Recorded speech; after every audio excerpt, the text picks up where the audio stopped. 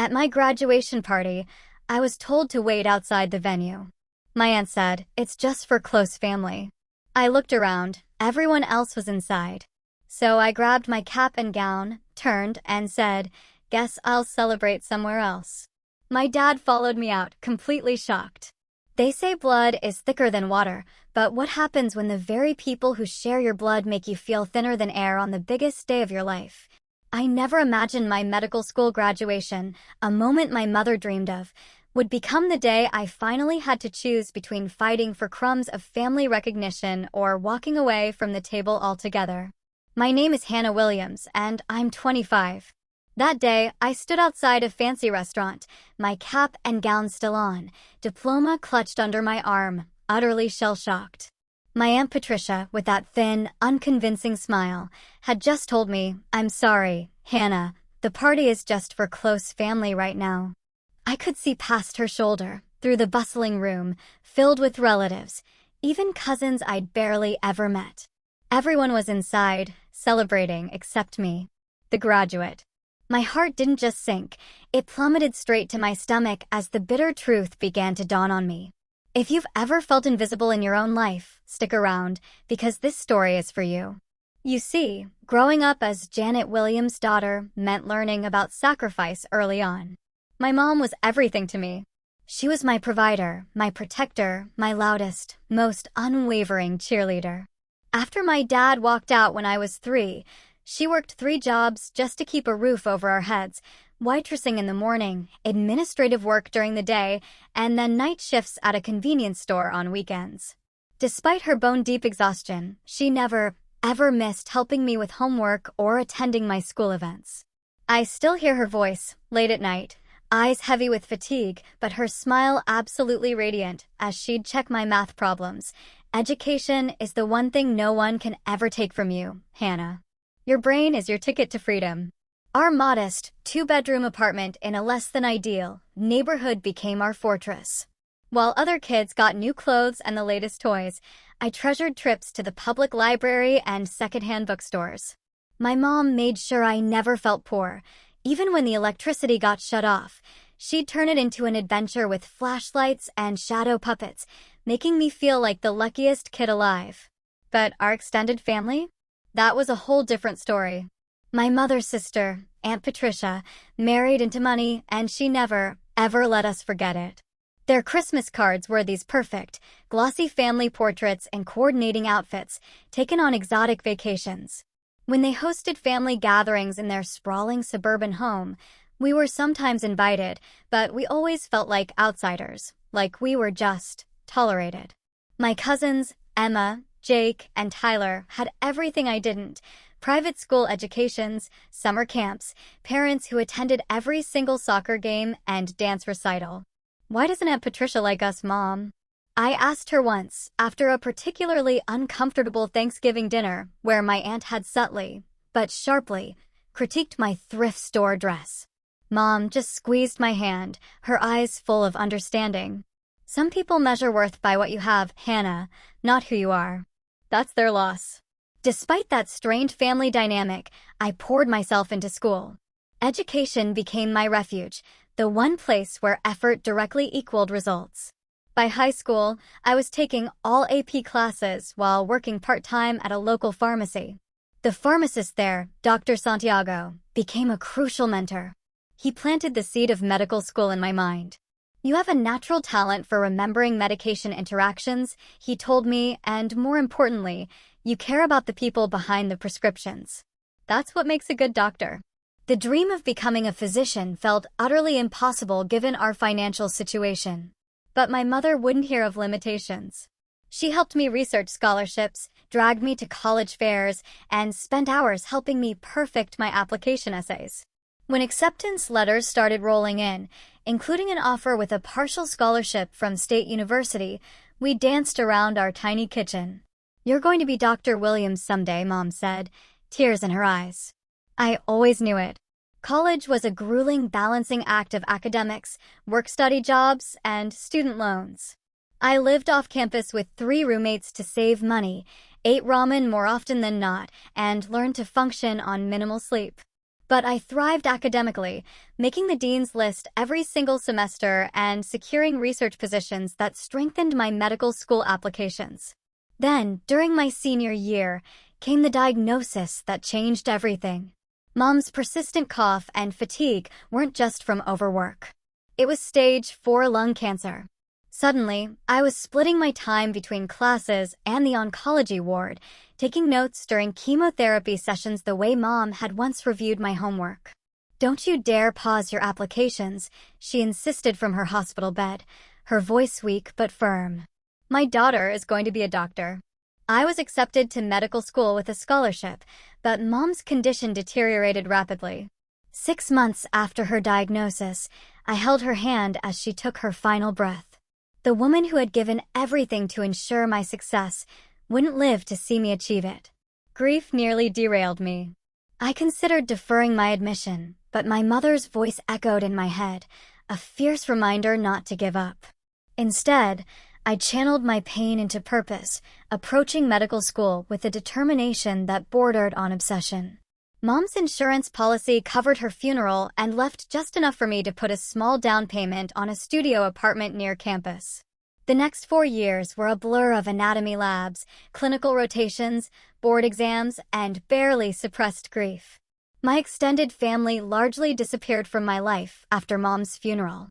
Aunt Patricia sent a generic sympathy card with a $50 check that bounced when I tried to deposit it.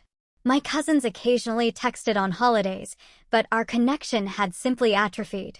I made a few close friends in my program, particularly my study partner, Megan, who became the sister I never had.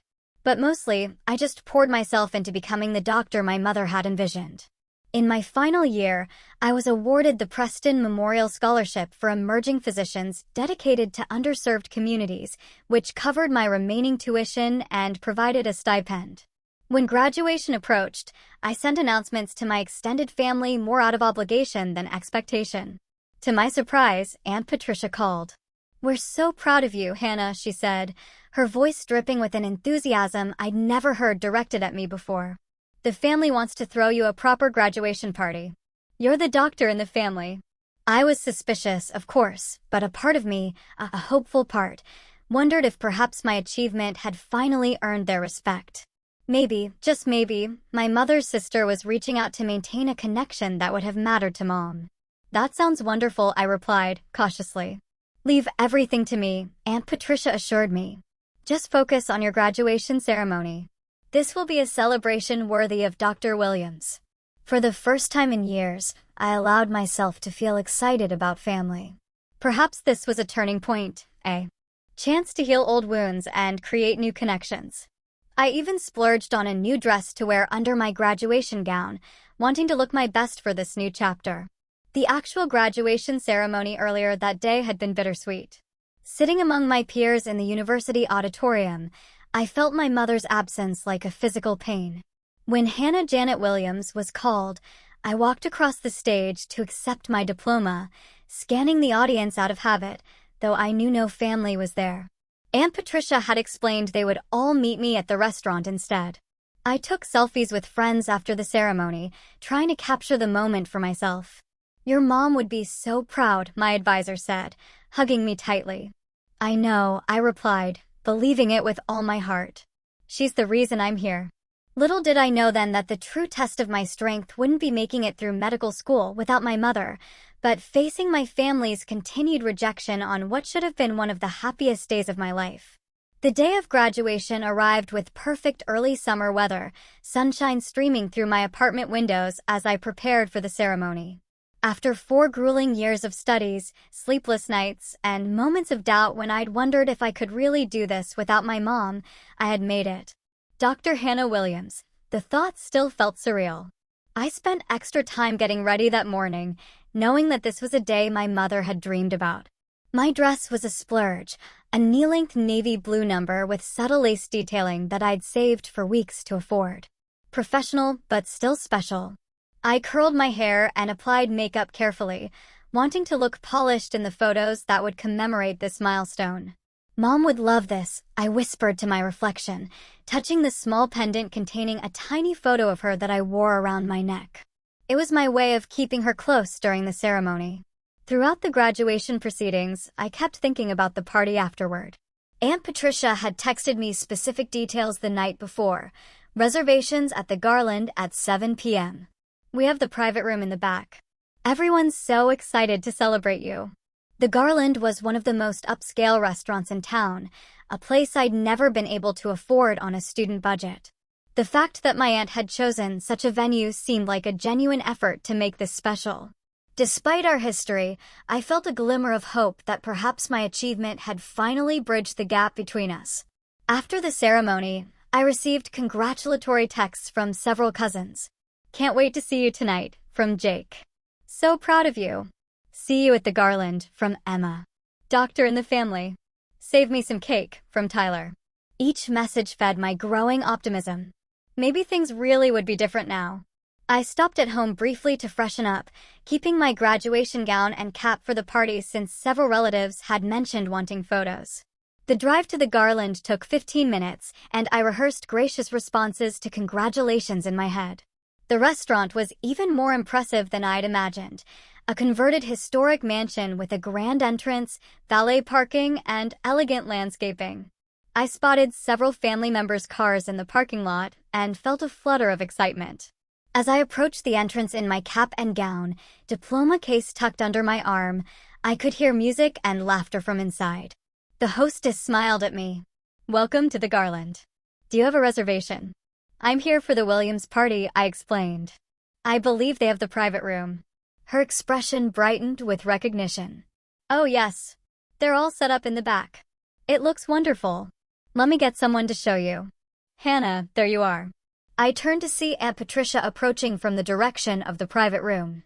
She was impeccably dressed as always, in an expensive-looking silk pantsuit, her salon-perfect hair not moving an inch as she walked. Something about her expression made my stomach tighten instinctively. "I'll take it from here," she told the hostess, before turning to me with a smile that didn't quite reach her eyes. "Hannah, dear, you look nice." The slight pause before nice wasn't lost on me, but I pushed aside the familiar feeling of being judged.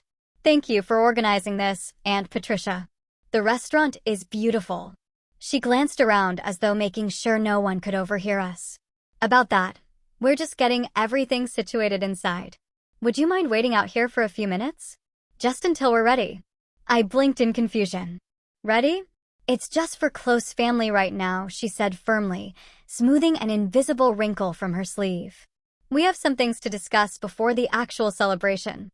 "Close family," I repeated, the words not making sense. "But I am family. And isn't this party supposed to be for me?" Aunt Patricia's expression tightened. "Of course it is, Hannah. Don't be dramatic.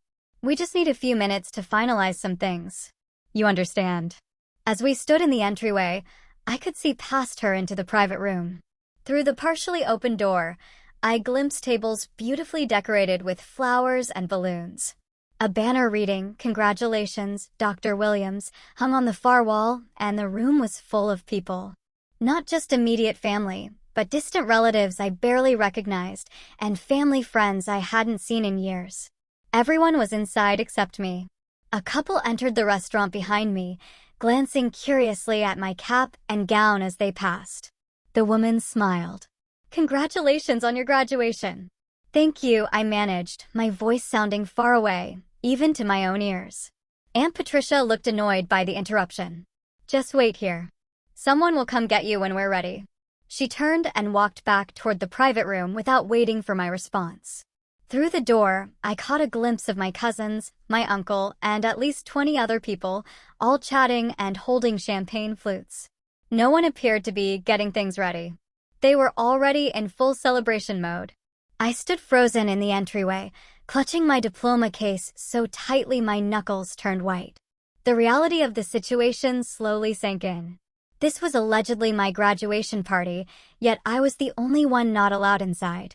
The hostess gave me a sympathetic look before busying herself with menus, clearly uncomfortable with the situation. My chest tightened as embarrassment washed over me. Memories from childhood flooded back, Being seated at the kids' table long after my cousins had graduated to eating with the adults, receiving obviously regifted presents at Christmas, while my cousins unwrapped the latest gaming systems. Being introduced as Janet's daughter rather than by my name.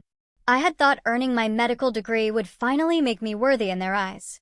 Standing in my cap and gown, diploma in hand, I realized nothing had changed. I was still the outsider, still not quite good enough to be part of the close family. The same feeling of inadequacy that had haunted me throughout childhood crept up my spine. Was there something fundamentally unlovable about me? Something that made me less deserving of inclusion than my cousins? Logically, I knew this was their issue, not mine. But logic does little to soothe the pain of rejection, especially from people who are supposed to love you unconditionally. I found myself backing toward the door, nearly bumping into another arriving guest. My hands trembled and my face burned with humiliation. Part of me wanted to push past Aunt Patricia, march into that room, and demand the recognition I'd earned. But another part, the little girl who had learned early to expect disappointment from everyone except her mother, just wanted to disappear. "Is everything okay, miss?" the hostess asked, concern evident in her voice. I couldn't answer. My throat had closed up, and I felt dangerously close to tears. The celebration sounds from the private room seemed to grow louder, mocking me. Someone inside laughed, a carefree sound that pierced me like a physical pain. For a moment, I stood suspended between fight and flight, uncertain which instinct would win. Then my phone buzzed in my pocket. A text from Megan. "How's the family party going? Sending you strength." Megan, who had seen me through panic attacks before exams and who had held me when I cried on the anniversaries of my mother's death. Megan, who was more family to me than anyone in that private room. That text was the lifeline I needed to pull myself back from the edge of a public breakdown. I took a deep breath, straightened my shoulders, and made a decision. I would not beg for a place at my own celebration. 20 minutes passed as I stood awkwardly in the restaurant's lobby area. Each minute stretched painfully, marked by curious glances from arriving diners and increasingly sympathetic looks from the hostess, who had offered me water twice. I kept checking my phone, half hoping for a text saying I could come in, half considering calling an Uber to escape this humiliation. "Are you waiting for your party, honey?" an elderly woman asked as she and her husband were leaving. "Do you need help finding them?" I forced a smile. "No, thank you. They know I'm here." That was the worst part. They knew exactly where I was. Just outside the door, excluded from my own graduation celebration. I texted Megan, "You won't believe this." Standing outside my own party. Aunt Patricia said, "It's just for close family right now." Her response was immediate. "WDF? That's your party. Want me to come down there?" "Not yet. Just needed to vent." I scrolled through old photos on my phone to distract myself, landing on one from my 12th birthday. Mom had saved for months to throw me a small party at the local skating rink. She had invited my entire class plus extended family. Only 2 classmates showed up. No family came at all. Later, we learned Aunt Patricia had hosted a pool party for Emma that same day, despite Mom specifically mentioning my birthday when summer plans were being discussed at a family dinner. When confronted, Aunt Patricia had simply said, "Well, Emma's friends were already counting on this date." I'm sure Hannah understands. I hadn't understood. Not really. Mom had tried to make it special anyway, skating with me and my 2 friends, buying an ice cream cake and taking silly photo booth pictures that I still treasured. But I remember crying that night, asking Mom what was wrong with me that made my own family not want to celebrate me. Another memory surfaced. My high school graduation. Mom had been so proud, cheering loudly when my name was called as I graduated top of my class. We had planned a small celebration dinner afterward, inviting Aunt Patricia's family and a few other relatives. Only Uncle Robert had shown up, bringing a card signed by everyone else, claiming various last-minute conflicts. Later that week, social media revealed the truth. They had all attended a baseball game together instead. My thoughts were interrupted by the restaurant door opening. My cousin Jake stepped out, looking uncomfortable. "Hey," he said, not quite meeting my eyes. "Sorry about the wait." I crossed my arms. "What's going on, Jake?" Why am I standing out here while everyone else is inside? He shifted his weight, looking exactly like he had when we were kids, and he was lying about who broke Grandma's vase. Aunt Patricia is just organizing a surprise. You know how she is about having everything perfect. A surprise at my graduation party that I'm not allowed to attend? Jake winced. It's not like that. She just wants to make an announcement before you come in. It'll just be a few more minutes. Through the door behind him, I could see people eating appetizers and drinking champagne. Someone was taking group photos. This didn't look like preparation for a surprise. It looked like a party in full swing. Jake, be honest with me. What's really happening? He finally looked at me, guilt written across his features. Look, I don't agree with it, okay? I told Mom this was messed up, but you know how she gets. How she gets about what? He lowered his voice. She's making this big speech about how proud the family is to have a doctor now and how we've all supported you through medical school. Some people from Dad's firm are here, important clients. She's kind of making it seem like they paid for your education. The audacity was breathtaking. They didn't give me a dime, Jake. Your mom sent me a sympathy card when my mother died with a check that bounced. None of you even came to my white coat ceremony. Jake had the decency to look ashamed. I know. I should have been there. It's just, you know how it is. I didn't know. I had always been the family obligation, not a true member of their circle. The poor relation they occasionally remembered out of duty, not love. I'm sorry, Hannah. I really am proud of you, Jake said, sounding sincere for the first time. I should get back inside before Mom notices I'm gone. As he retreated, I felt the hurt transform into something hotter and sharper. Anger. How dare they use my accomplishment as social currency while excluding me from the actual celebration? How dare Aunt Patricia pretend she had anything to do with my success? I thought about my mother, who had worked herself to exhaustion to give me opportunities, who had helped me study for the MCAT while undergoing chemotherapy, who had made me promise on her deathbed to finish what we started. Don't let anything stop you, she had whispered, her hand frail in mine. And don't let anyone make you feel small. You're meant for big things, Hannah. Standing outside that restaurant in my cap and gown, I felt her absence like a physical ache. Mom would have stormed into that room and demanded respect for her daughter. But Mom wasn't here. It was just me, and I had a choice to make. My phone buzzed again with a text from Megan. What's the address? I'm coming. In that moment, I realized something important. Family wasn't defined by blood. It was defined by who showed up for you, who celebrated your victories, and helped you through defeats. By that definition, Aunt Patricia and most of the people in that room weren't my family at all. I looked through the glass door at the celebration happening without me. Through the window, I could see Aunt Patricia at the center of attention, gesturing dramatically as she spoke to a group of well-dressed strangers. This wasn't about me. It had never been about me. It was about Aunt Patricia's desire to associate herself with my achievement without having to acknowledge her failure to support me when it actually mattered.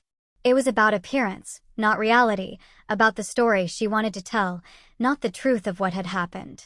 The realization didn't lessen the hurt, but it clarified something for me.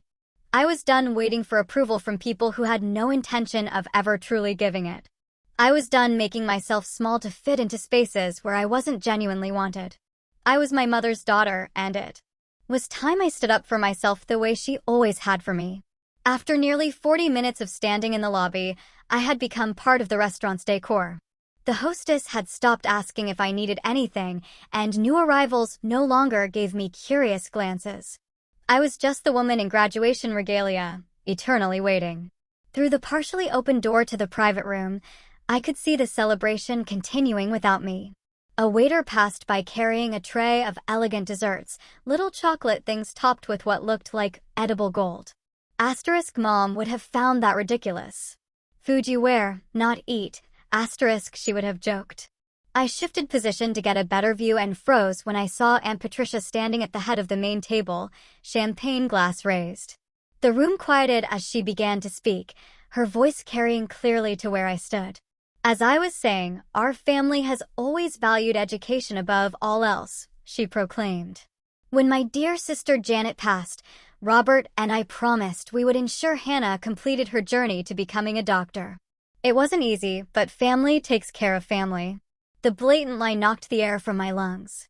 Not only had they provided no support, but Aunt Patricia had actively discouraged me from wasting money on more school after Mom died, suggesting I should get a real job instead of pursuing medicine. And now, she continued, we're so proud to celebrate Dr. Hannah Williams, the physician in our family. Though she's running fashionably late today, light laughter rippled through the room. We couldn't be prouder of her accomplishment and our part in it.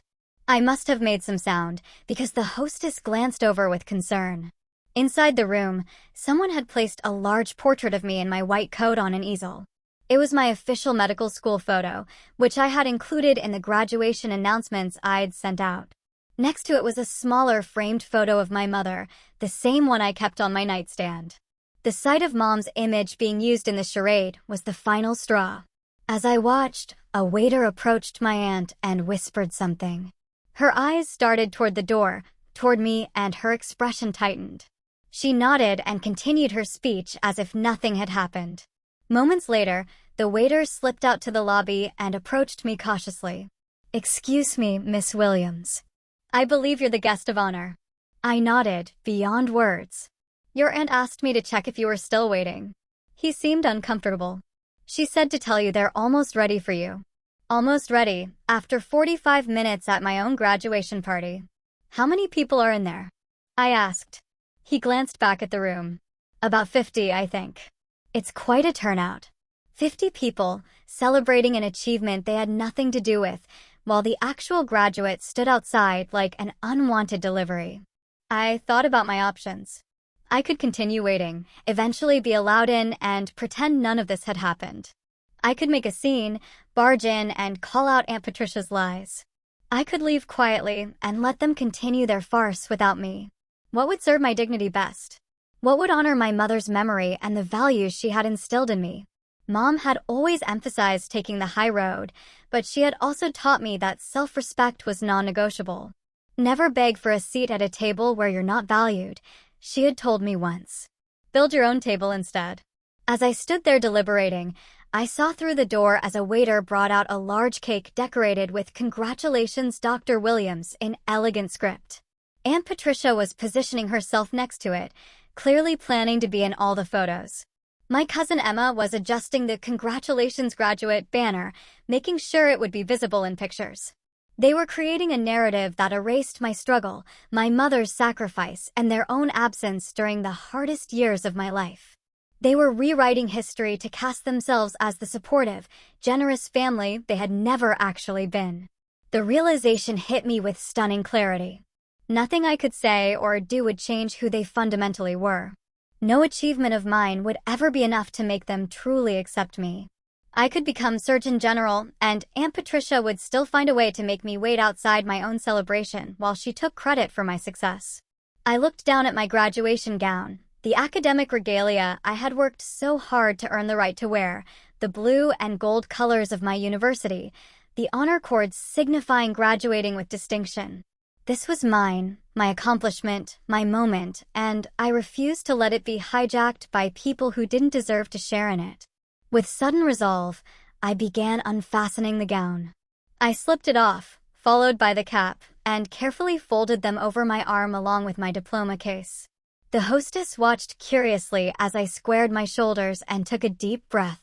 I walked to the door of the private room and pushed it open just enough to catch Aunt Patricia's eye. The conversation nearest the door faltered as people noticed me standing there. My aunt's smile flickered for just a moment before she recovered. "There she is," she exclaimed, though not quite loud enough to interrupt the conversations happening farther back in the room. "We're almost ready for your grand entrance, dear." I met her gaze steadily. "No need, Aunt Patricia. I can see you're all having a wonderful time celebrating something. But since this is clearly not actually about me, I'll leave you to it." Her smile hardened. "Don't be ridiculous, Hannah. Of course, this is about you. We're all here to celebrate you." "Really?" I shot back, my voice unwavering. "Because I've been standing outside for nearly an hour while you told everyone how you supported me through medical school, which is interesting since I haven't seen you since Mom's funeral 4 years ago." A few nearby conversations stopped as people tuned into our exchange, and Aunt Patricia's eyes darted around nervously. "This isn't the time or place for dramatics," she hissed. "We can discuss any misunderstandings later." I shook my head. "There's no misunderstanding. You wanted the social capital of having a doctor in the family without having to actually support me becoming one. You wanted the party without the person." Message received loud and clear. I held up my folded gown and cap. "I'll take these and my actual achievements elsewhere. Guess I'll celebrate with people who were actually there for me during the journey." The shocked silence that followed was deeply satisfying. For once, Aunt Patricia seemed at a loss for words. My cousin Jake half rose from his seat, looking conflicted, while Emma and Tyler stared open-mouthed. "Hannah, wait," Uncle Robert started. But I was already turning away. As I walked out of the restaurant, I felt a curious mixture of emotions. Hurt and anger, yes, but also a surprising lightness. For the first time in my life, I had stood up to the family dynamics that had made me feel inadequate for as long as I could remember. I had refused to accept scraps of attention when I deserved a full place at the table. Outside in the warm evening air, I took a deep breath and texted Megan, "I'm leaving. Can I come over?" Her response was immediate, "Already setting up. Bring ice." I smiled through the tears that had finally escaped. My chosen family might be smaller, but it was real, and that was worth celebrating. I made it exactly 3 blocks from the Garland before pulling into a gas station. Parking lot, unable to see through my tears. The full weight of what had just happened crashed over me like a wave. I sat behind the wheel, clutching my carefully folded graduation gown, and sobbed, deep, body-shaking sobs that came from a place of accumulated grief. I cried for my mother who should have been there, for the family support I had never received, and for the little girl inside me who still craved validation from people who would never give it. When the initial storm passed, I called Megan, my voice still thick with emotion. "They're throwing a party for me that I'm not allowed to attend," I explained. "Aunt Patricia is literally taking credit for putting me through medical school. Those absolute trash humans." Megan fumed. "I knew your aunt was bad, but this is another level." I wiped my eyes, smudging my carefully applied makeup. "I don't know why I'm even surprised. This is just more of the same, isn't it? They've always treated me like this. Which is why you're better off without them. Come over now." I've already texted the group. "What group?" "The Real Celebration Committee," she said with determination in her voice. "Just get your butt over here with that ice." By the time I arrived at Megan's apartment 20 minutes later, my phone was buzzing constantly with notifications. Multiple text messages from Jake. That was messed up. "I'm sorry. Mom is trying to spin it like you had a meltdown. Are you okay? Where are you?" And, surprisingly, one from Uncle Robert. "Your mother would be ashamed of how you were treated today. I should have spoken up sooner. This isn't right." I silenced my phone and focused on climbing the stairs to Megan's third-floor apartment, ice bag in one hand, graduation regalia and diploma in the other.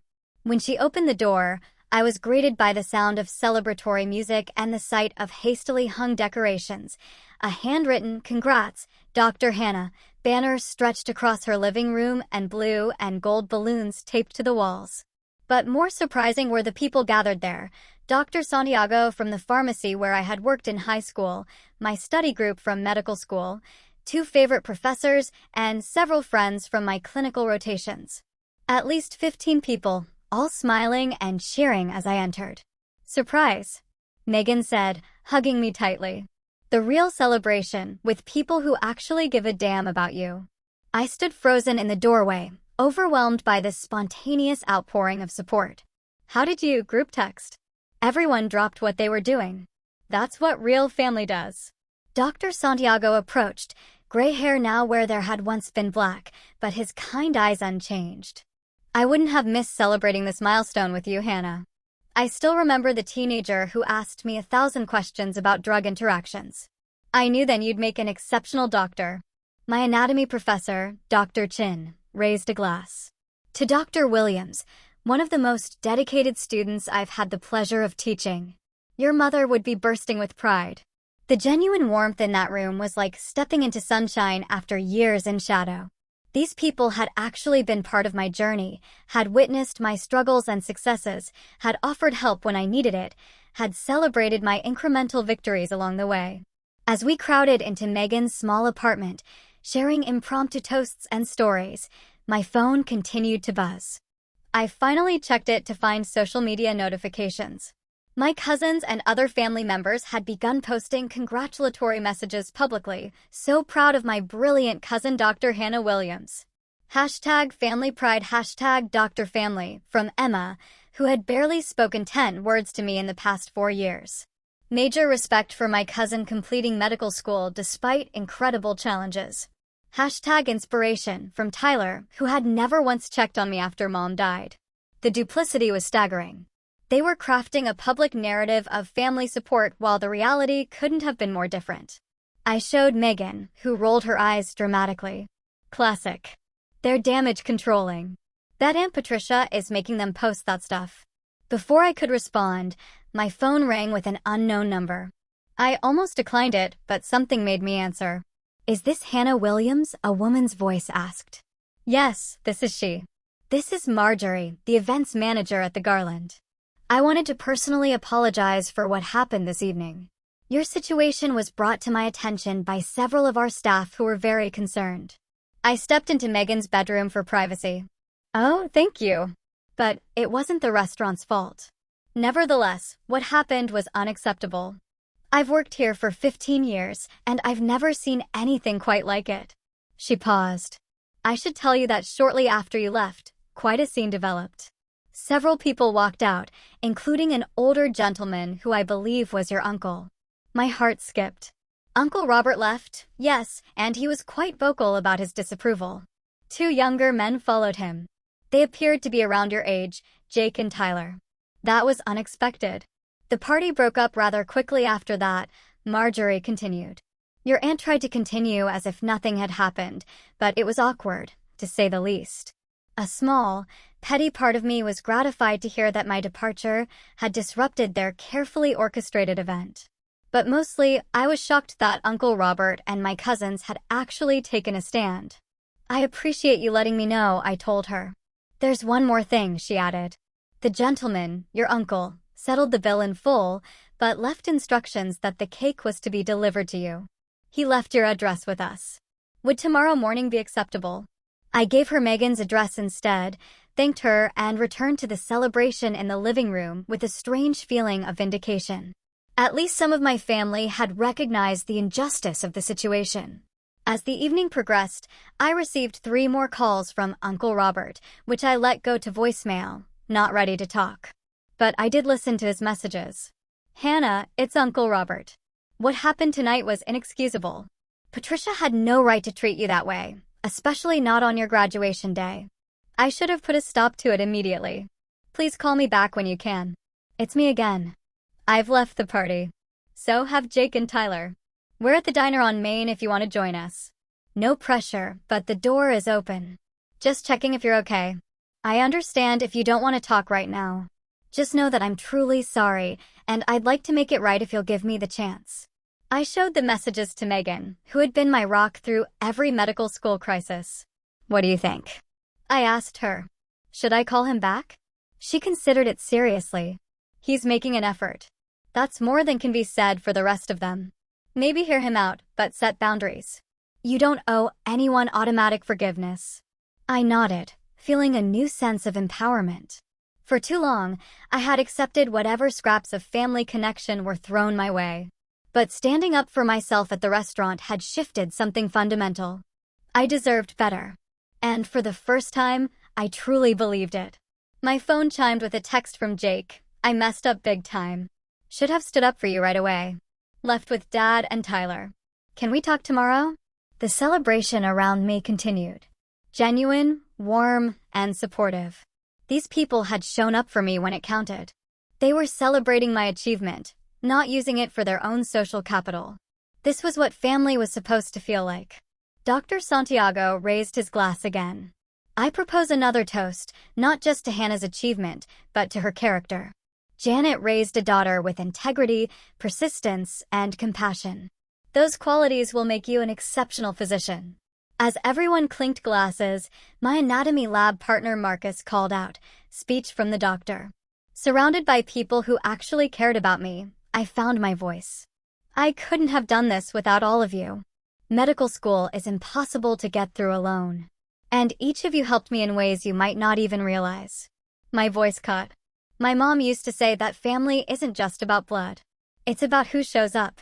All of you showed up, not just today, but throughout this journey. I raised my glass, feeling a bittersweet mixture of grief and gratitude. To my mom, who started me on this path, and to all of you, my chosen family, who helped me finish it. As tears welled, I felt my phone buzz again with another text. This one from an unexpected source, Aunt Patricia. "Your behavior tonight was embarrassing and childish.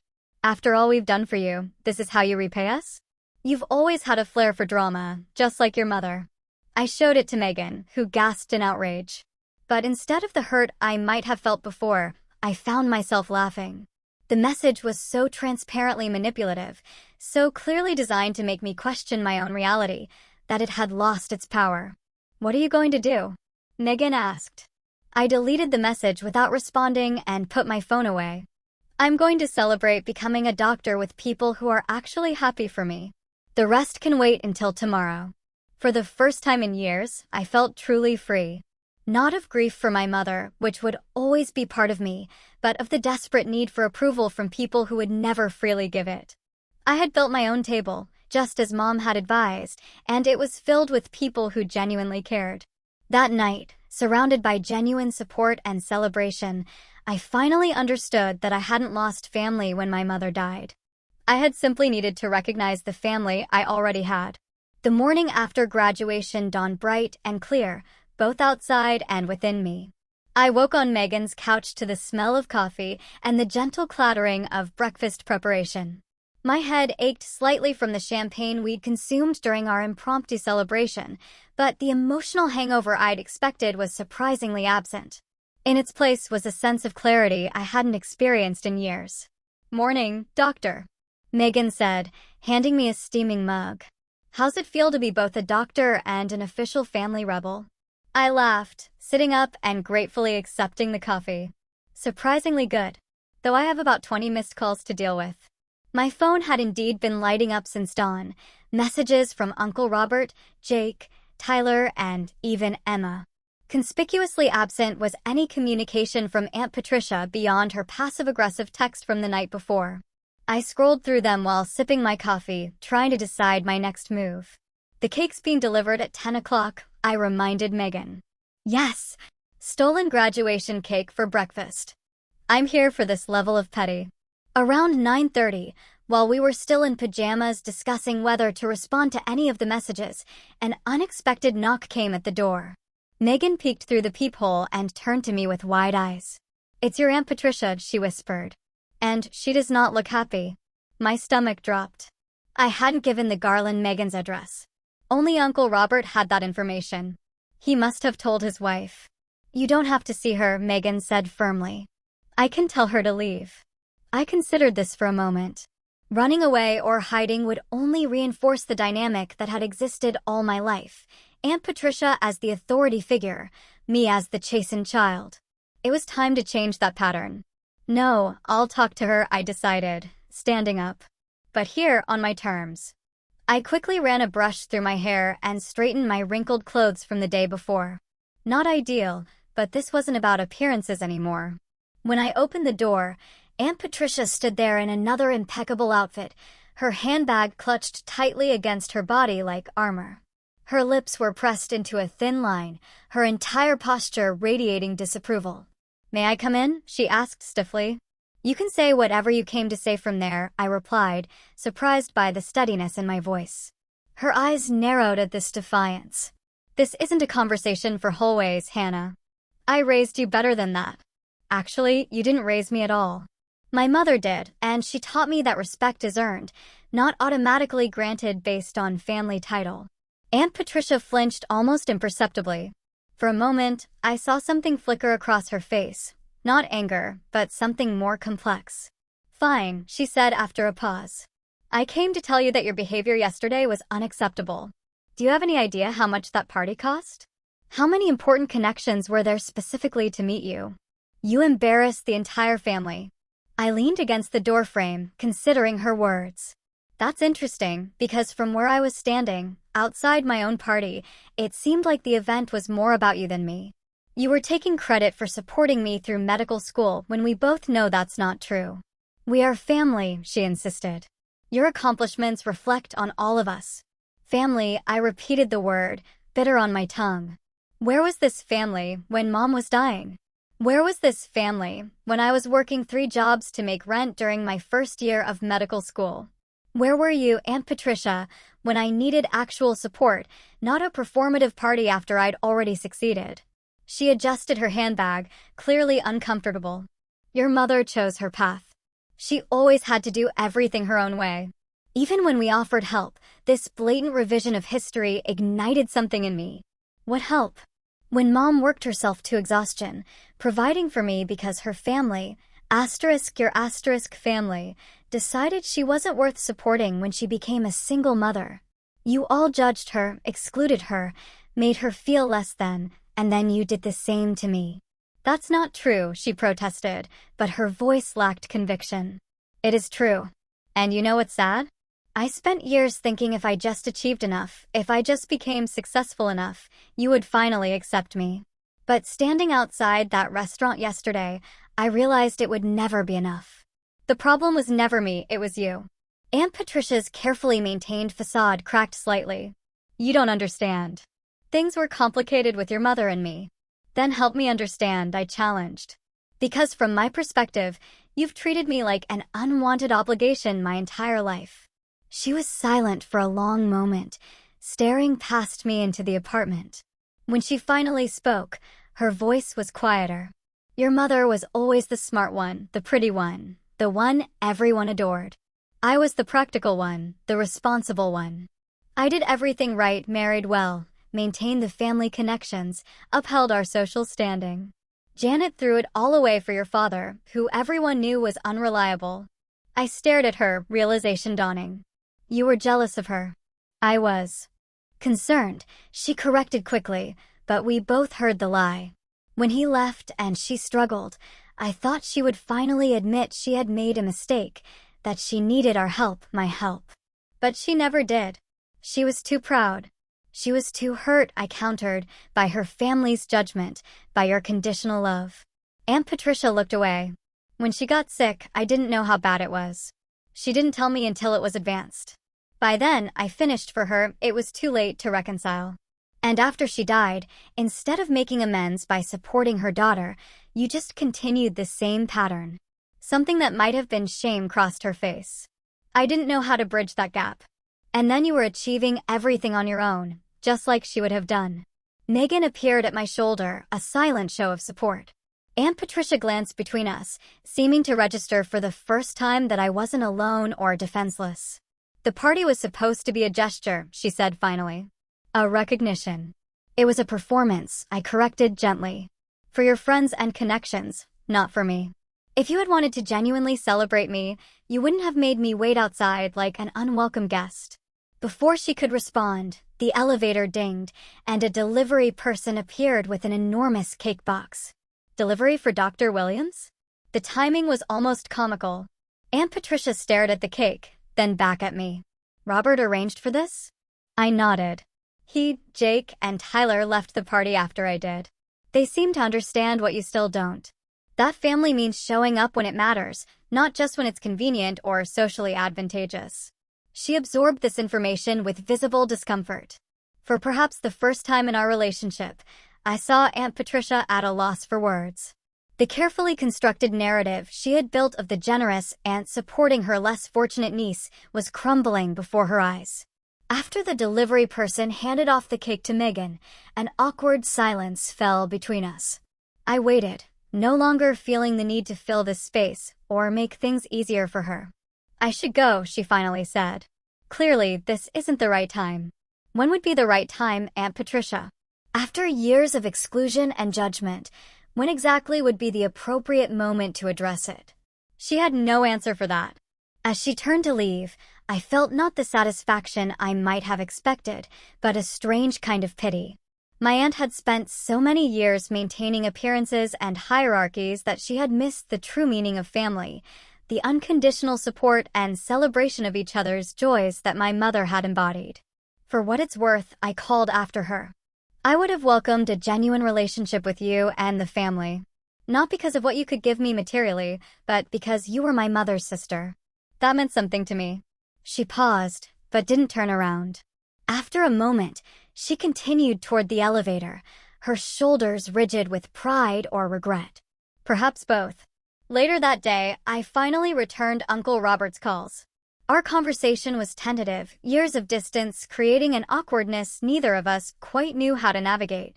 "I failed you and your mother," he said bluntly after preliminary pleasantries. I let Patricia dictate our family relationships because it was easier than standing up to her. Yesterday, watching you stand alone outside your own celebration, it was like seeing your mother all over again. I couldn't be complicit anymore. "What happened after I left?" I asked. He chuckled without humor. "I told Patricia she had gone too far." Jake and Tyler agreed. We walked out, and about half the guests followed, including most of the actual family members. The business associates she was so eager to impress were left rather confused about the whole situation. This revelation surprised me. "Half the guests left. Your cousin Emma stayed," he added, but she texted me later saying she regretted not leaving too. Patricia has a strong influence over her. We talked for nearly an hour, Uncle Robert filling in gaps in my understanding of the family dynamics that had shaped my childhood, my mother's decision to marry against family wishes, the subsequent ostracism when the marriage failed, the complicated relationship between the sisters that had begun in childhood and poisoned everything that came after. "None of this excuses how you were treated," he emphasized. "But I want you to know it was never about you, Hannah. It was old wounds and jealousies that existed long before you were born." "That doesn't make it hurt any less," I said honestly. "No, I suppose it doesn't." He paused. "Jake and Tyler would like to see you if you're willing. They're genuinely sorry. They've always looked up to you, you know, your determination, your independence, qualities their mother didn't necessarily encourage in them." I promised to think about it, not ready to commit to more family interactions just yet. When we ended the call, I felt a strange mixture of closure and new beginning. The conversation hadn't erased the hurt of years of exclusion, but it had provided context I had never had before. Over the next few weeks, as I prepared for the start of my residency, I received tentative outreach from various family members. Jake invited me to coffee where he awkwardly, but sincerely apologized for years of going along with his mother's treatment of me. Emma sent a handwritten card congratulating me on graduation and expressing regret for her role in the party debacle. Even Tyler, the cousin I'd had the least connection with, texted asking if we could reconnect. Aunt Patricia remained conspicuously silent, but Uncle Robert reported that my confrontation had shaken her more than she would admit. "She's not good at acknowledging when she's wrong," he explained. "Never has been. But she knows she crossed a line this time." I decided to accept these tentative olive branches from my cousins while maintaining healthy boundaries. We weren't going to become an instantly close-knit family after years of distance. But perhaps we could build something new, a relationship based on who we were as adults rather than the dynamics established in childhood.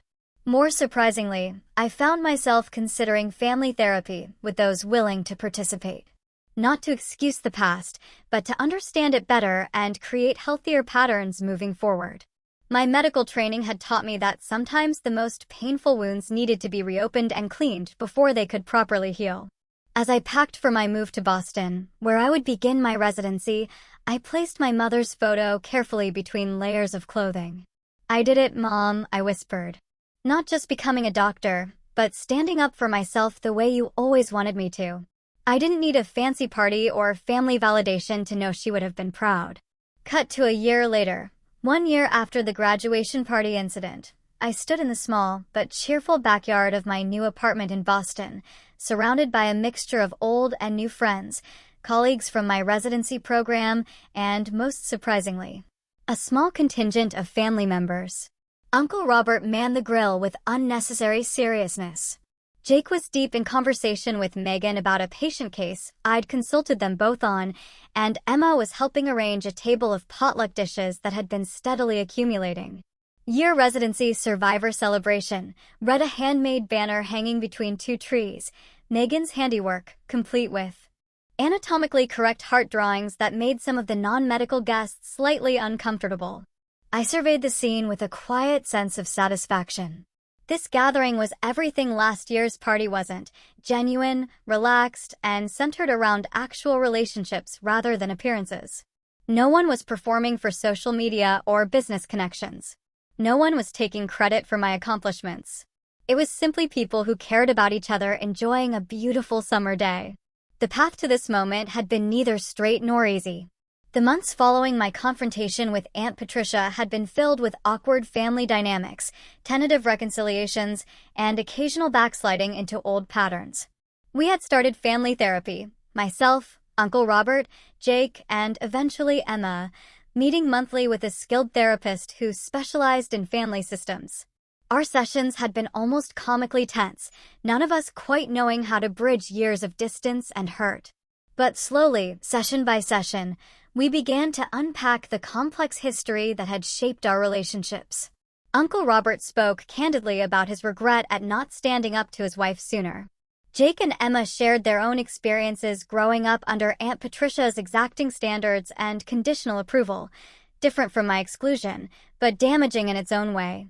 "I always thought you had it better because you had freedom," Emma admitted during one session. "Mom was so controlling of every aspect of my life, my appearance, my friends, my activities. Everything was about maintaining the right image. And I thought you had it better because you had security and belonging," I countered. I would have traded some freedom for knowing I had family support. These realizations helped us develop empathy for each other's experiences. We weren't comparing trauma or competing for who had it worse. We were finally seeing each other clearly, perhaps for the first time. Aunt Patricia refused to participate in therapy, maintaining that the whole exercise was unnecessary drama. Her absence was felt, but in some ways, it allowed the rest of us to speak more freely. Uncle Robert had begun standing up to her more consistently, refusing to enable behaviors that damaged family relationships. It had created tension in their marriage, but he seemed more at peace with himself. "Your mother would be proud of you," he told me one day after a particularly productive therapy session. "Not just for becoming a doctor, but for forcing us all to face some hard truths." Professionally, my year of residency had been the expected whirlwind of exhaustion, intense learning, and occasional triumphs. The internal medicine program at Boston General was renowned for its rigorous standards, and there were days when I questioned whether I had the stamina to continue. But the resilience I had developed throughout my life served me well in the hospital's challenging environment. What surprised me most was how my personal experience with family dysfunction had unexpectedly become an asset in my medical practice. I found I had a particular sensitivity to patients whose illnesses were complicated by family dynamics: the elderly man whose children couldn't agree on his care plan, the teenager with mysterious symptoms exacerbated by parental conflict, the young mother trying to navigate treatment decisions without family support. "You have a gift for this," my attending physician commented after watching me mediate a difficult family meeting. "Most residents your level would have gotten frustrated and walked out."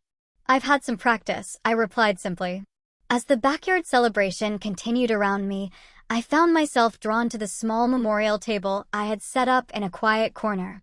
My mother's photograph stood surrounded by a few meaningful items: her favorite book, the stethoscope she had given me when I was accepted to medical school, and a small jar containing sand from the beach where we had scattered her ashes. "Having a moment?" Megan asked, appearing at my side with 2 glasses of lemonade. I smiled, accepting the drink. "Just thinking about how much has changed in a year, from standing outside your own party to hosting one. That's what I call character development." We clinked glasses, watching as the gathering evolved around us. New connections were forming, my residency mentor deep in conversation with Dr. Santiago, who had driven up from my hometown for the weekend, Jake showing my colleague Priya pictures of his new puppy, Uncle Robert earnestly discussing grilling techniques with my landlord. "You've built something good here," Megan observed. "Your own kind of family."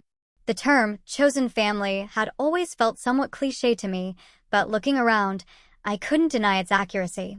These were the people who showed up, not because of obligation or social expectation, but because of genuine care and connection. Some were related by blood, others by shared experience, but all had earned their place in my life through consistent presence and support. Aunt Patricia's absence was noticeable, but not painful.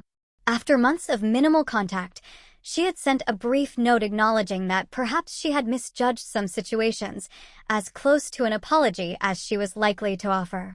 I had responded with equal brevity, leaving the door open for future reconciliation without expecting it. Our relationship remained tentative and distant, but the toxic power she had once held over me was gone. Dr. Williams called one of my interns, waving me over to settle a good-natured debate about a recent medical journal article. As I joined the group, I caught Uncle Robert watching me with an expression that reminded me powerfully of my mother, a mixture of pride and wistfulness that made my heart contract. Later, as the evening wound down and guests began to depart, Uncle Robert helped me carry dishes into the kitchen. "Your mother loved gatherings like this," he said unexpectedly. "Nothing fancy, just good people enjoying each other's company." Patricia always thought Janet's parties were too casual, not impressive enough, but they were always the ones people actually enjoyed. I paused, hands deep in soapy water. I didn't know that about her. There's a lot you might not know. She was a remarkable woman, your mother. Stubborn as hell, of course, a family trait you've clearly inherited. He smiled goofily. She would be so proud of the life you're building, Hannah. Not just the doctor part, though that too. But the way you've learned to stand up for yourself while still keeping your heart open. That's no small thing. As the last guests departed and quiet settled over the apartment, I sat alone on my small balcony, watching the city lights against the darkening sky. The journey from that humiliating moment outside the Garland to this peaceful evening had taught me lessons no medical textbook could contain. I had learned that family was defined not by DNA, but by consistent presence and genuine support, that standing up for yourself wasn't selfish, but necessary for authentic connection. That healing often required confronting painful truths rather than maintaining comfortable illusions. And, perhaps most importantly, that belonging was not something to be earned through achievement or pleasing others, but something to be built through mutual respect and care. My phone buzzed with a text from Megan. "Best party ever. Your mom would have loved it." I smiled, feeling my mother's presence not as an absence, but as a foundation, the strong base upon which I had built everything that followed. Her love had been unconditional in a family where love typically came with strings attached. That gift had ultimately allowed me to recognize when relationships were healthy and when they were not, to set boundaries where needed, and to build connections based on genuine care rather than obligation. The hard-won wisdom of the past year settled around me like a comfortable blanket. I had learned that walking away from toxic dynamics wasn't giving up, it was the first step toward creating something better. That confronting painful patterns wasn't causing trouble, it was creating possibility for healing. That standing alone was sometimes necessary before you could truly stand together. As I prepared for bed that night, I paused before my mother's photograph on my nightstand. "I think I finally understand what you were trying to teach me all along," I whispered. "That family isn't about who you're born to. It's about who you choose to become and who chooses to stand beside you through that journey." The road ahead would still have its complications. Family dynamics established over generations don't transform overnight, and residency would continue to test my limits professionally. But I face these challenges now from a place of hard-won strength and clarity. I had stopped waiting for a seat at a table where I wasn't valued. Instead, I had built my own table, one large enough for all who wished to connect authentically, with no one left standing outside. What about you? Have you ever had to walk away from something familiar to find something better, or had to redefine family on your own terms? Share your story in the comments below. And if this resonated with you, please hit the like button, subscribe to hear more journeys of healing and growth, and share with someone who might need to be reminded that they deserve to be celebrated exactly as they are. Thank you for being part of my chosen family today.